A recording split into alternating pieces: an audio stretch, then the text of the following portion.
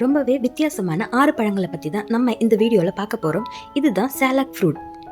இது பனை மரத்தோட ஒரு இனம்னு சொல்கிறாங்க. இதோட பூர்வீகம் இந்தோனேஷியா. இதுக்கு நிறைய ஹெல்த் பெனிஃபிட்ஸ் இருக்குது. ஒன்று ஒன்றா பார்க்கலாம். இது டைஜஷனை இம்ப்ரூவ் பண்ணும், பார்வையும் எனர்ஜியும் இன்க்ரீஸ் பண்ணுது, பிளட் சுகரை கரெக்டாக வச்சுக்கிறதுக்கு உதவுது, அப்புறம் முக்கியமாக வெயிட் லாஸ்க்கு ஹெல்ப் பண்ணுது. இதோட டேஸ்ட் பற்றி சொல்லணும்னா ஸ்வீட்டாக பைனாப்பிள் ஜாக் ஃப்ரூட் மாதிரி இருக்கும்னு சொல்கிறாங்க. இதோட ஸ்கின் பார்க்குறதுக்கு ஸ்னேக்கோட ஸ்கின் மாதிரி இருக்கிறனால இதுக்கு ஸ்னேக் ஃப்ரூட்னு இன்னொரு பேரும் இருக்குது. இதுதான் நோனி ஃப்ரூட். இதை இந்தியன் மல்பெரி, பீச் மல்பெரின்னு கூட சொல்லுவாங்க. இதுக்கு இன்னும் 2 பேர் இருக்குது. இதோட ஸ்மெல் ரொம்பவே மோசமாக இருக்கிறனால இதை வாமிட் ஃப்ரூட், அப்படி இல்லைன்னா அழுகி போன சீஸ் ஃப்ரூட், அதாவது ரோட்டன் சீஸ் ஃப்ரூட்னு கூட சொல்லுவாங்க. இதில் ரொம்பவே சூப்பரான ஹெல்த் பெனிஃபிட்ஸ்லாம் இருக்குது. இதில் நிறைய நியூட்ரிஷன் இருக்குது. அப்புறம் இம்யூனிட்டி சிஸ்டமை நல்லா பூஸ்ட் பண்ணுமா. Joint pain, back pain, skin allergies இதெல்லாம் க்யூர் ஆக கூட யூஸ் பண்ணுறாங்க.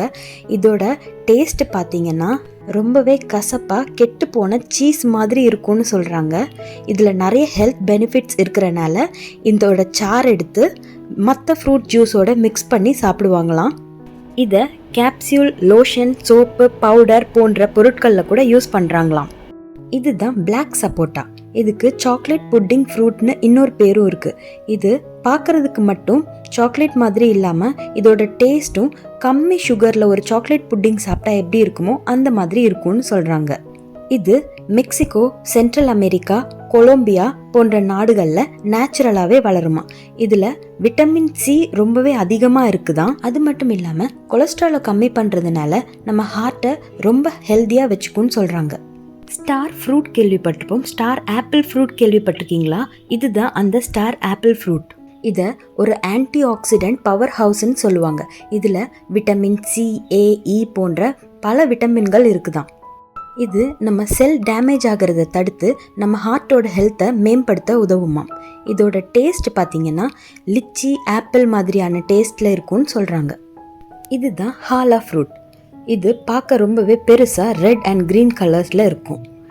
இது south east Asia, eastern Australia, Pacific island and Hawaii போன்ற நாடுகளில் காணப்படும்.